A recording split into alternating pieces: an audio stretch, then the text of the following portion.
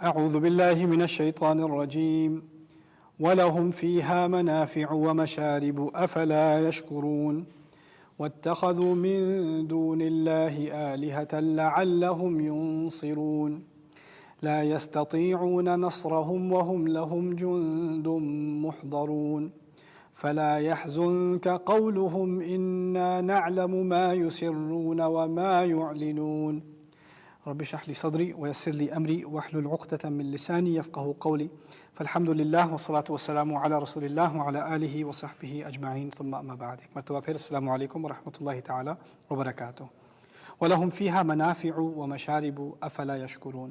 ان کے لیے بہت سارے منافع ہیں، بہت سارے نفع کی چیزیں ہیں، فائدے کی چیزیں ہیں ان تمام جانوروں میں. وہ مشارب اور پینے کی چیزیں ہیں. افلا یشکرون، کی شکر کیوں نہیں کرتے؟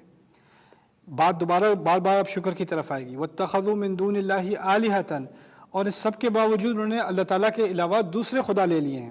لَعَلَّهُمْ يُنصَرُونَ، اور یہ صرف اس لیے کہ یہ ان کی مدد کریں گے، ان کی مدد کی جائے گی. لا يستطيعون نصرهم، وہ ان کی مدد کی کہاں صلاحیت رکھتے ہیں؟ لا يستطيعون نصرهم وهم لهم جند محضرون. یہ تمام کے تمام، یعنی نہ صرف یہ لوگ بلکہ ان کے باطل خدا سب کے سب ایک پوری فوج بن کر اللہ تعالیٰ کے سامنے پیش کر دیے جائیں گے. وَهُمْ لَهُمْ جُنْدٌ مُحْضَرُونَ. قرآن میں اور جگہ اس بات کا ذکر ہے کہ اللہ تعالیٰ ان سب چیزوں کو بلائے گا، ان سب مخلوقات کو بلائے گا جن کی عبادت کی جاتی تھی، اور وہ پھر گواہی دیں گے کہ ہمیں نہیں معلوم تھا کہ ہماری عبادت کی جا رہی ہے. وَهُمْ بِعِبَادَتِهِمْ كَافِرِينَ، اور وہ ان کی عبادت کا کفر کریں گے کہ ہماری عبادت کی جا رہی تھی، ہمیں تو معلوم بھی نہیں تھا. تو یہاں پر یہ بات کی گئی ہے کہ یہ اور جن کی عبادت کرتے ہیں سب اکٹھے کر دیے جائیں گے. اس کی سب سے بڑی مثال دنیا میں جس ہستی کے ساتھ سب سے زیادہ شرک کیا گیا وہ عیسیٰ علیہ السلام ہے. عیسیٰ علیہ السلام بہت عظیم ہستی ہیں، ہمارے دین کی رسول ہیں، اولو العزم من الرسل میں سے ہیں، روح اللہ کہا گیا ہے انہیں. جب وہ قیامت کے دن کھڑے ہوں گے تو اللہ تعالیٰ ان سے بھی ایسے غصے میں بات کریں گے. انت قلت للناس اتخذونی و امی الہین من دون اللہ، کیا تم نے یہ مجال کر کے کہا تھا کہ مجھے اور میری ماں کو دونوں کو خدا بنا کے رکھو اللہ کے ساتھ ساتھ؟ وہ بھی ان کو اللہ کو پتہ ہے، انہوں نے ایسی کوئی بات نہیں کی. اللہ کو تو معلوم ہے، تو یہ پوچھا کیوں؟ جو سب چیزیں جانتا ہے اس کو پوچھنے کی کیا ضرورت ہے؟ اللہ تعالیٰ نے پوچھا اس لیے کہ جو ان کے ماننے والے تھے نا وہ یہ سب معاملہ دیکھ لیں. وہ سمجھتے تھے کہ اللہ تعالیٰ غصہ تو کرے گا لیکن ایک ہستی ہے جس سے کبھی غصہ نہیں ہو سکتا. وہ کون ہے؟ عیسیٰ علیہ السلام، جیزس. اب عیسیٰ علیہ السلام سے ایسے بات ہو رہی ہے تو ان کی ساری امیدیں ایک ہی کلام میں ختم. ان کنت قلتہ فقد علمتہ، اگر میں نے یہ بات کہی ہوتی تو میرے رب تجھے معلوم ہوتی. تعلم ما فی نفسی ولا اعلم ما فی نفسک، آپ جانتے ہیں میرے اندر کیا ہے، میں کیسے جان سکتا ہوں آپ کے اندر کیا ہے؟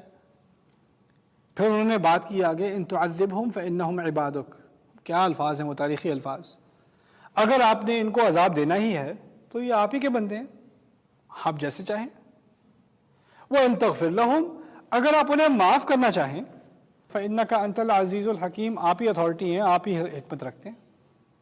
معافی کا ذکر نہیں کیا، رحمت کا ذکر نہیں کیا. کیوں نہیں کیا؟ رحمت اور معافی یہی دو چیزیں ہیں جس کا فائدہ اٹھا کر عیسائی قوم نے ان دونوں ناموں کا، اللہ تعالیٰ کے ناموں کا فائدہ اٹھا کر ان ناموں کے ساتھ زیادتی کی. ان ناموں کے نام پر وہ نام اب ان کی ہمت بھی نہیں ہو رہی استعمال کرنے کی. وہ نام نہیں کہے انہوں نے، کہا آپ اصل اقتدار آپ کا ہے، آپ عزیز ہیں، آپ حکیم ہیں، آپ کی حکمت ہے. آپ اگر حکمت حکیم اس کو سمجھیں تو آپ معاف کر دیں، نہ سمجھے تو نہ کریں، میں اب کچھ نہیں کہہ سکتا. وَإِن تَغْفِرْ لَهُمْ فَإِنَّكَ أَنْتَ الْعَزِيزُ الْحَكِيمُ. سبحان اللہ. یہ عیسیٰ علیہ السلام کی ایک اکنالجمنٹ ہے کہ اب میں ان کی شفاعت نہیں کروں گا، جو ان کی شفاعت نہیں کریں گے. یہ بات میں اس لیے کہہ رہا ہوں کہ یہاں پر لوگ دوسرے اللہ تعالیٰ کے علاوہ دوسرے الہ جو لیتے ہیں، اس کی ایک کنٹمپریری جو مینیفیسٹیشن جو آج کل ہمارے ہاں ملتی ہے وہ کیا ہے؟ لوگ بزرگوں کو، عیسائیوں کے ہاں سینٹس وغیرہ ہوتے ہیں، کیتھولکس کے ہاں، ہمارے ہاں جیسے میں نے پہلے ذکر کیا تھا، یہاں تک کہ نبی علیہ السلام کو بھی نہیں چھوڑا جاتا. نبی کی بات کوئی نہیں ماننی، نبی کی سنت کوئی نہیں ماننی، لیکن اس کی شفاعت کے گانے ضرور گانے ہیں. اس نبی نے جس نے حلال و حرام کی تمیز سکھائی اس تمیز کا کوئی لحاظ نہیں رکھنا. اس نے جو قرآن دیا اس کی تلاوت نہیں کرنی، نہ اس پر کبھی سوچنا. وہی اصل سنت ہے، اس کو نہیں دیکھنا، لیکن بس شفاعت کریں گے جی نبی. अलैहिस्सलाम, यहाँ तक कि तकरीबन उनकी इबादत हो जाए अलैहिस्सलाम। अगर ईसा अलैहिस्सलाम ने इसका इनकार किया तो हमारे नबी क्यों नहीं करेंगे अलैहिस्सलाम? लोग समझते हैं जब ऐसी बात की जा रही है तो रसूल सल्लल्लाहु अलैहि वसल्लम की तौहीन की जा रही है। हमारे रसूल का मकाम बहुत आला है, कोई मामूली मकाम नहीं है हमारे नबी का अलैहिस्सलाम।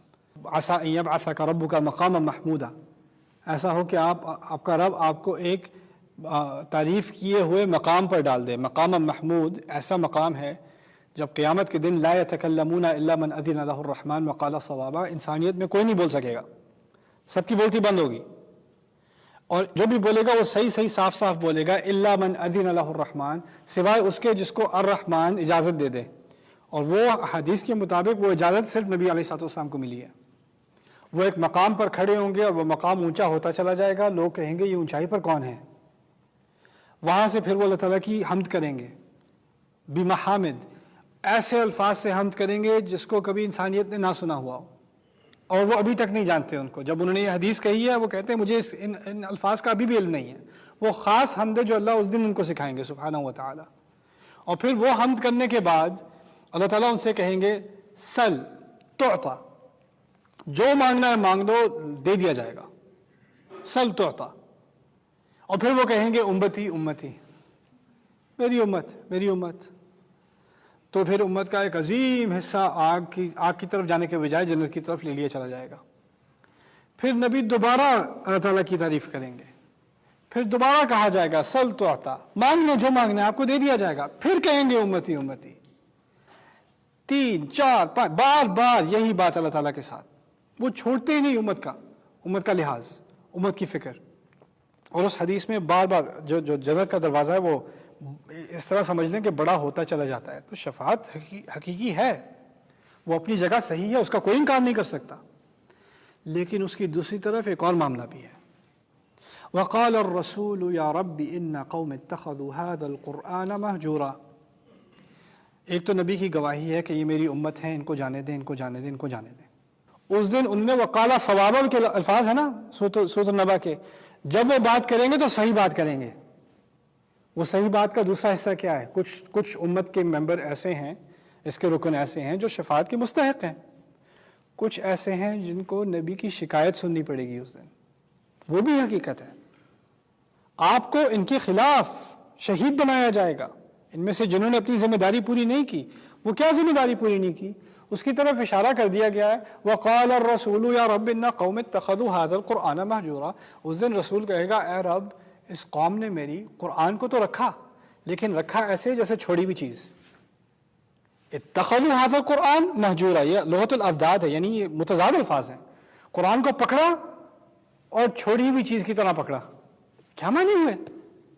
कुरान तो पढ़ा तो सही, तिलावत तो की, अकीके में भी सुना दी तिलावत, निकाह में भी मौलवी साहब से कुछ कुरान पढ़वा दिया, घर नया खरीदा था उसमें भी कुरान खानी करा दी, वो सब तो कर लिया। आयतुल कुर्सी के लॉकेट तो बना लिए, ये तो कर लिया। कभी कभी तिलावत की टेप भी लगा दी घर में बरकत के लिए, वो भी कर लिया। लेकिन असल बात जो कुरान की थी उससे दूर भागते चले गए। पकड़ा तो हुआ है लेकिन छोड़ा भी हुआ है साथ ही। इत्तख़ज़ू हाज़ल क़ुरआन महजूरा, ये रसूल की उस दिन शिकायत है। और शिकायत का भी अब इस हल्के में तो शिकायत पर ही बात होनी चाहिए कि रसूल सल्लल्लाहु अलैहि वसल्लम की दुआ का क्या असर होता है। मैंने कहा था उनका एक ख़ास मकाम है। मैं आपको एक छोटा सा कंपैरिजन देता हूँ। मूसा अलैहिस्सलाम सबसे ज़्यादा जिक्र किए गए नबी हैं कुरान के। 70 से ज़्यादा मरतबा मूसा अलैहिस्सलाम की बात होती है। मूसा अलैहिस्सलाम जब पहाड़ पर गए, अल्लाह ताला से बात की उन्होंने, पहली दफ़ा डायरेक्ट मुकालमा हो, उसके पहले भी मैंने जिक्र किया था आपसे। जब वो बात होती है तो अल्लाह ताला ने उनसे कहा कि तुम फ़िरौन के पास जाओ, इज़हब इला फ़िरऔन इन्नहु तग़ा, फ़िरौन के पास जाओ, वो बागी हो गया है, वो ताग़ी हो गया है, अब जाओ उसके पास। उन्होंने कहा, रब्बी, मेरे रब, मेरे कुछ मसाइल हैं, मैं ऐसे ही नहीं जा सकता। उन्होंने कहा, इन्नी अखाफ़ु अन युकज़्ज़िबून, वो लोग मुझे झूठा कहेंगे। जब वो मुझे झूठा कहेंगे तो मेरा दिल पिसना शुरू हो जाएगा, वो यदीक़ु सदरी, और जब मेरा दिल पिसेगा मेरी ज़बान नहीं चलती, वला यंतलिक़ु लिसानी फ़ारसिल, और मुझे हारून की भी ज़रूरत है, फ़ारसिल या हारून, اور اس کے مزید وَلَهُمْ عَلَيَّ ذَنْبٌ، اور انہوں نے میرے خلاف ایک کرائم بھی، ایک جرم بھی ریکارڈ پر ڈالا ہوا ہے، میں نے غلطی سے قتل کر دیا تھا، فَأَخَافُ أَنْ يَقْتُلُونَ، مجھے ڈر ہے کہ مجھے مار ڈالیں گے۔ انہوں نے پورے مسائل کی لسٹ بنا دی۔ اللہ نے کہا تھا فرعون کے پاس جاؤ، موسیٰ علیہ السلام نے کئی درخواستیں کی، یہ مسائل ہیں، پھر آگے ان باتوں کا جواب ہے۔ اب اس کا بالکل مختصر طریقے سے کمپیریزن کیجئے۔ ہمارے نبی علیہ الصلوۃ والسلام کو ہجرت کا حکم دیا، مکے سے کہاں گئے؟ مدینے۔ جب مدینے گئے تو جب نماز پڑھتے تھے تو ان کی پیٹھ قبلے پر ہوتی تھی، ان کو اپنا ابھی قبلہ بدلا نہیں تھا، اور یہ ان کو تکلیف ہوتی تھی کہ جو گھر میرے والد ابراہیم علیہ السلام نے بنایا اس کی طرف میری یہ پیٹھ ہے، کیونکہ وہ یروشلم کی طرف نماز پڑھ رہے تھے، ان کی پیٹھ تھی قبلے کی طرف۔ موسیٰ علیہ السلام نے تو اپنے مسائل کی لسٹ بنائی تھی نا، یہ مسئلہ ہے، یہ مسئلہ ہے، پھر اللہ تعالیٰ نے وہ سارے مسئلے حل کر دیے۔ ہمارے نبی نے کیا کیا؟ قد نرى تقلب وجهك في السماء فلنولينك قبلة ترضاها، ہم نے آپ کی شکل آسمان کی طرف اٹھتے دیکھ لی۔ اللہ خود قسم کھا کے کہتے ہیں، قسم سے ہم نے اب اس نماز کی سمت بدل دی تاکہ آپ خوش ہو جائیں۔ نبی کو منہ کھولنے کی ضرورت نہیں پڑی علیہ الصلوۃ والسلام، آسمان کی طرف دیکھا ہے اور قبلہ بدلا ہے۔ ابھی جو ہم کعبے کی طرف نماز پڑھ رہے ہیں نا، یہ ہمارے نبی کا جس آسمان کی طرف دیکھنے کی بات تھی، بس اس پہ یہ قبلہ بدلا ہے، اس پہ لاکھوں کروڑوں اربوں لوگ اس سمت میں نماز پڑھ رہے ہیں، اور اس کی وجہ یہ نہیں کہی کہ یہ تمہارے باپ ابراہیم کا بنایا ہوا گھر ہے، وہ تو پہلے سے تھا، یہ وجہ نہیں دی۔ وجہ یہ دی ہے کہ تمہارے نبی نے آسمان کی طرف آنکھیں اٹھائی تھیں، that's it۔